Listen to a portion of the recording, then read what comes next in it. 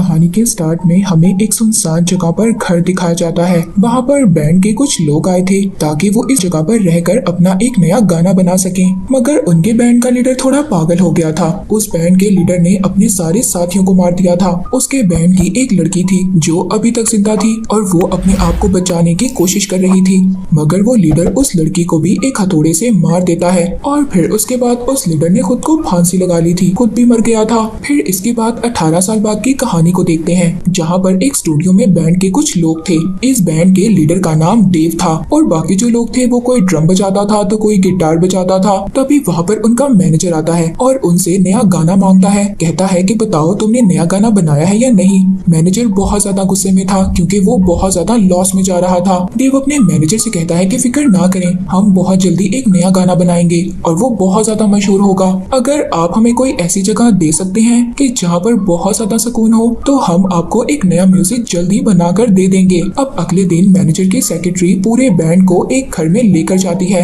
ये वही घर था जो हमने 18 साल पहले देखा था, जिस घर में बैंड के लीडर ने अपने सारे साथियों को मार दिया था। जब ये बैंड के लोग उस घर को देखते हैं तो काफी ज्यादा डर गए थे क्योंकि वो घर एक सुनसान जगह पर था और काफी ज्यादा डरावना था।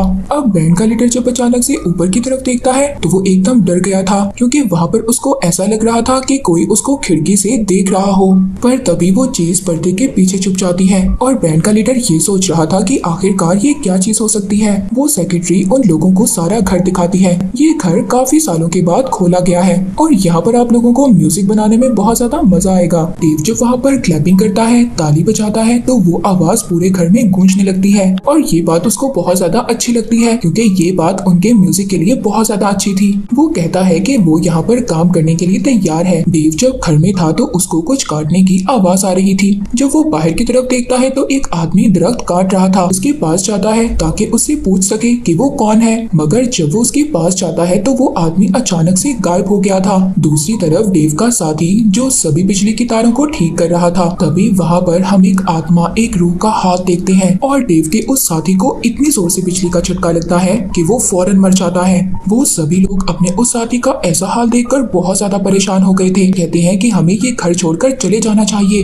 क्योंकि हमें यहाँ पर कुछ भी ठीक नहीं लग रहा। डेव अपने सभी साथियों से कहता है कि हम ऐसे अपना काम छोड़कर नहीं जा सकते। डेव की ये बातें सुनकर सभी उसके साथी मान गए थे और वहाँ पर रहने का फैसला करते हैं। कुछ देर के बाद वो सभी लोग बाहर बैठते हैं खाना खाने के लिए। वहाँ पर डेव बारबेक्यू कर रहा था। तभी डेव को बारबेक्यू में अपने मरे हुए साथी का कटा हुआ सर नजर आता है। वो बहुत ज्यादा डर जाता है। सब उसके ग्रुप मेंबर उसको संभालते हैं। अब अचानक से उसको दोबारा से दरख्त काटने की आवाज आ रही थी। वो इस बार एक औजार लेकर चेक करने के लिए जाता है, पर वहाँ पर तो उनकी नेबर, उनकी पड़ोसन थी जो कि एक लेडी थी। वो लेडी डेव को देखकर ये कहती है कि मैं आपके बैंड की बहुत बड़ी फैन हूँ। वो लेडी ये भी कहती है कि मैं आपके साथ वाले घर में रहती हूँ, अगर आपको किसी भी चीज की जरूरत हो तो आप मुझसे ले सकते हो। इसके बाद डेव अपने साथियों के साथ म्यूजिक बनाने के लिए बैठ गया था, मगर उनसे कोई नई धुन नहीं बन रही थी और वो सभी बहुत ज्यादा परेशान थे। डेव अपने साथियों से कहता है कि प्लीज मुझे अकेला छोड़ दो, मैं अकेले रहकर कोई ना कोई नई धुन बना लूंगा। मगर ये आइडिया भी डेव का काम नहीं आता। उसके दिमाग में कोई भी नया आइडिया नहीं आ रहा था। रात को डेव जब सो रहा था तभी अचानक से उसका दरवाजा खुल जाता है और उसको अपने सामने अपने उसी साथी की आत्मा, रूह नजर आती है जो उसका साथी मर गया था। पर देखते ही देखते वहाँ पर बहुत सारी आत्माएं, रूहें आ गई थी और वो उसके बेड पर चढ़कर उसका पेट फाड़कर उसकी अंतड़ियां खाने लगती हैं। ये देखकर डेव बहुत ज्यादा डर गया था और वो उठकर बहुत जोर से चीख मारता है। ये का सिर्फ एक ख्वाब था। आधी रात को उठकर डेव को भूख लग गई थी। वो अपने लिए खाना ऑर्डर करता है। जब एक आदमी खाने की डिलीवरी देने के लिए आता है तो वो डेव को देखकर बहुत ज्यादा खुश हो गया था और वो कहता है कि मैं आपका बहुत बड़ा फैन हूँ और आप जानते हो मैं भी म्यूजिशियन हूँ, मैं आपको अपना एक सैंपल म्यूजिक दिखाना चाहता हूँ। डेव उसकी इस बात को इग्नोर कर देता है और उसको वहाँ से भगा देता है। इसके बाद वो खाना खाकर दोबारा से म्यूजिक बनाने की कोशिश करता है। तभी उसको वहाँ पर टैप एक नलके में से पानी टपकने की आवाज आती है। जो वो किचन में चेक करने के लिए जाता है तो उस नलके में उसको एक आत्मा नजर आती है। वो बहुत ज्यादा डर गया था।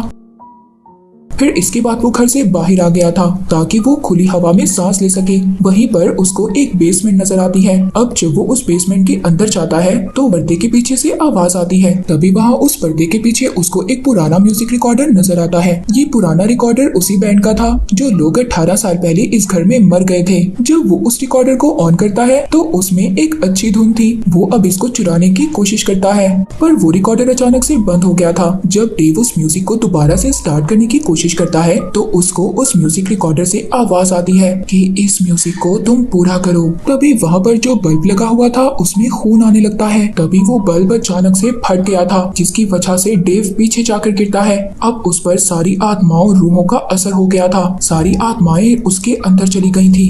जब वो उस बेसमेंट से बाहर आता है तो तभी उसको उसका एक साथी मिलता है। वो उससे पूछता है कि तुम अंदर क्या कर रहे थे। जवाब देता है कि तुम अंदर मत जाना। अगले दिन डेव अपने सारे साथियों को इकट्ठा करता है और वही चुराई हुई धुन सबको सुनाता है और सब अपने साथियों से ये झूठ बोलता है कि ये धुन उसने बनाई है। डेव के सभी साथी अब उस धुन को बचाने की कोशिश करते हैं। तभी उनका कोई दरवाजा खटखटाता है।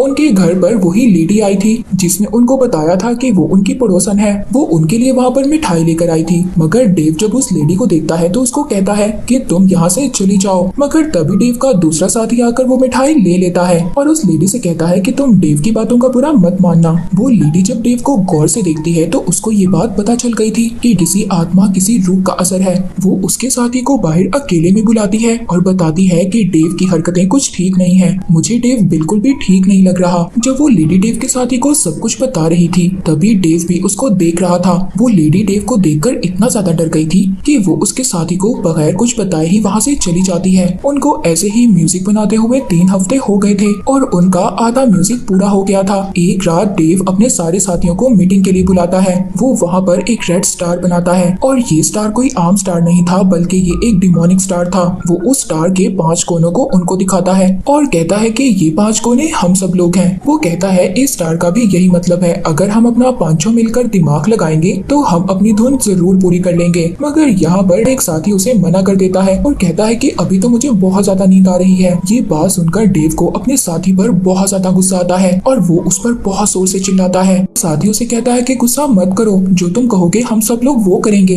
अगली सुबह डेव के बाकी साथी ये बात करते हैं कि आखिरकार डेव को हो क्या गया है, वो इतना अजीब बर्ताव क्यों कर रहा है। तभी वहाँ पर डेव आ जाता है और अपने सभी साथियों से माफी मांगता है। सब लोगों ने डेव को माफ कर दिया था। अब वो लोग दोबारा से अपना काम शुरू करते हैं। उनका गाना 27 मिनट का रिकॉर्ड हो गया था और वो लोग बहुत ज्यादा खुश थे। अब दोबारा से वही डिलीवरी वाला आदमी उनके घर पर आता है। इस बार वो अपनी म्यूजिक की कैसेट भी लेकर आया था जो वो डेव को सुनाना चाहता था। जब वो आदमी खाना लेकर उनके घर पर आता है तभी वहाँ पर एक आदमी आकर उसका कैंची से गला काट देता है। वहाँ पर बहुत सारी आत्माएं थी जो ये सब कुछ करवा रही थी। डेव और उसका साथी जब दरवाजा खोलकर देखते हैं तो बाहर खाना पड़ा था मगर खाना लाने वाला आदमी था ही नहीं। जब सब लोग खाना खाते हैं तो वहाँ पर खाने में गोश्त बहुत कच्चा था मगर डेव उसको बड़े ही शौक से खा रहा था और उसके बाकी साथियों से देखकर बहुत ज्यादा हैरान थे।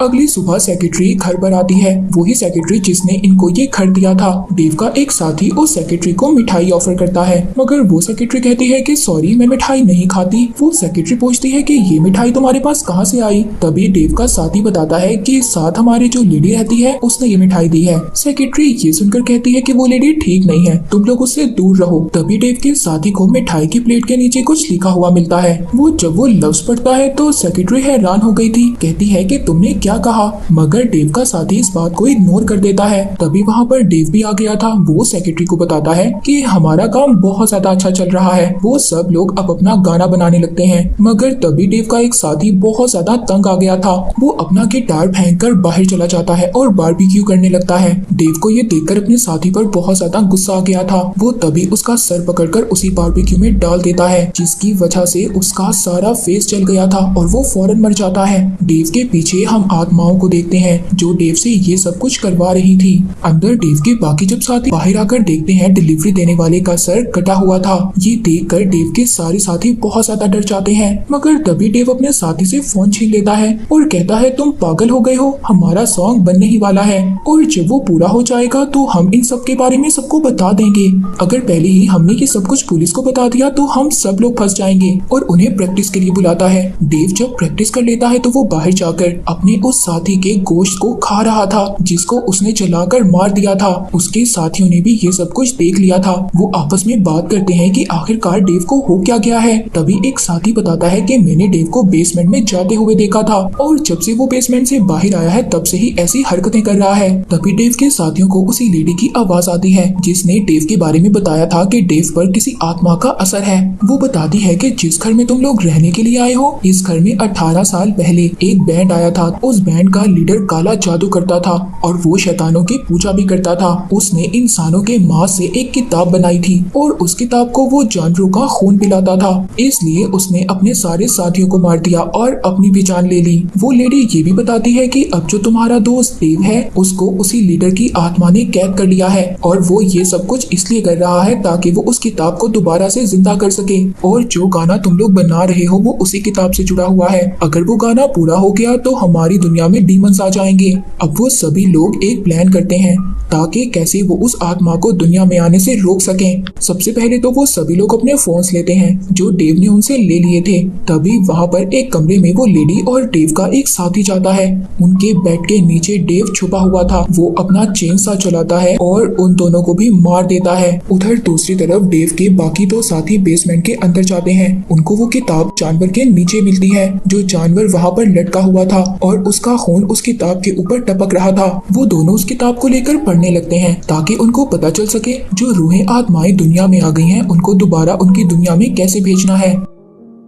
तभी डेव के पास उसका एक साथी आता है। ये इसके पास इसलिए आया था ताकि इसको ये पता न चल सके कि इसके बाकी दो साथी वो किताब ढूंढने के लिए गए हैं। डेव अपने साथी से कहता है कि आओ हम अपना गाना पूरा करते हैं। अब वो साथी भी डेव से डर गया था और वो उसका गाना पूरा करवा देता है। तभी डेव एक स्टील रिंग उसकी तरफ फेंकता है जिससे कि उसके दो टुकड़े हो गए थे और वो भी मर गया था। डेव सभी की डेड बॉडीज को एक जगह पर रख देता है ताकि कोई भी सबूत ना बच सके। तभी वो अपने बाकी दो साथियों को देखता है जो किताब लेकर भाग रहे थे। पीछा करता है ताकि वो उन्हें पकड़ सके, मगर वो दोनों कहते हैं कि तुम हमारा पीछा मत करो। डेव के दोनों साथी उस किताब को पढ़ने लगते हैं जिससे कि वहाँ पर स्विमिंग पूल का पानी एकदम हरा हो जाता है और डेव अपने दोनों साथियों को मना कर रहा था कि इस किताब को पढ़ना बंद करो। जब डेव के दोनों साथियों ने उस किताब को पूरा पढ़ लिया था तो तभी डेव के अंदर से वो आत्मा गायब हो गई थी और डेव खुद से पानी में गिर जाता है। डेव के दोनों साथी उसको पानी से निकालते हैं मगर डेव को कुछ भी नहीं याद था कि उसके साथ हुआ क्या है और वो वहाँ पर उल्टी कर देता है। उसके अंदर से वो सारा गोश्त निकल रहा था क्योंकि उसने अपने दोस्त को ही मार कर खाया था। पर तभी उसके दोस्त की वहाँ पर आत्मा रूह आ गई थी और डेव अब उससे मुकाबला करता है। वो उसको मारता है। वहाँ पर वो सारी आत्माएं रूहें भी आ गई थी जो 18 साल पहले लोग मर गए थे। वो अब वहाँ पर एक खून इस किताब में डालते हैं जिससे कि सारी आत्माएं अपनी दुनिया में चली गई थी। डेव के बाकी दो साथी डेव को बाहर ले आए थे और वो उनसे कहते हैं कि तुम यहाँ पर हमारा इंतजार करो, हम अपनी वैन लेकर आते हैं। जब वो दोनों अपनी वैन के पास गए थे तो देखते हैं वैन में तो चाबी ही नहीं लगी हुई थी। डेव का एक साथी वैन के नीचे जाता है ताकि वो वायर से वैन को स्टार्ट कर सके। तभी डेव के पास उसका मैनेजर और वो सेक्रेटरी आए थे जो डेव से पूछते हैं कि तुमने अपना गाना पूरा किया या नहीं। उधर डेव के बाकी दो साथी उनके पास वही सेक्रेटरी चली गई थी। एक साथी तो जो गाड़ी के नीचे गया था वो गाड़ी के नीचे आकर ही मारा जाता है। दूसरे साथी को वो सेक्रेटरी स्टैब कर मार देती है क्योंकि डेव ने गाने को पूरा कर दिया था, इसलिए उसी लीडर की आत्मा अभी भी डेव के अंदर थी। वो डेव के अंदर से नहीं गई थी। मुझे यहाँ पर इंटरफेयर करना पड़ रहा है मुझे कि डेव का मैनेजर शैतानों का बादशाह था, इसलिए उसने और उसकी सेक्रेटरी ने डेव के बचे हुए दो साथियों को भी मार डाला क्योंकि वो शुरू से ही चाहते थे कि डेव वो शैतानी गाना पूरा करे ताकि सब शैतान वापस आ सके हमारी इस दुनिया में और तबाही मचा सके। मूवी के लास्ट सीन में हमें कुछ दिन बाद की कहानी दिखाई जाती है जहाँ पर डेव ने अपने सॉन्ग को रिलीज कर दिया था और वो बहुत ज्यादा फेमस भी हो गया था। लाखों की तादाद में लोग उसका इंतजार कर रहे थे। तभी डेव का मैनेजर उसके पास आता है। वो कहता है जाओ मेरे फैन से जाकर कहो मैं कुछ देर में उनसे मिलूंगा। डेव जब अपना चेहरा ऊपर करता है तो वो बहुत ही खौफनाक तरीके से हंस रहा था। उस लीडर की आत्मा अभी भी डेव के अंदर थी। और इसी के साथ ये मूवी यहीं पर एंड हो जाती है।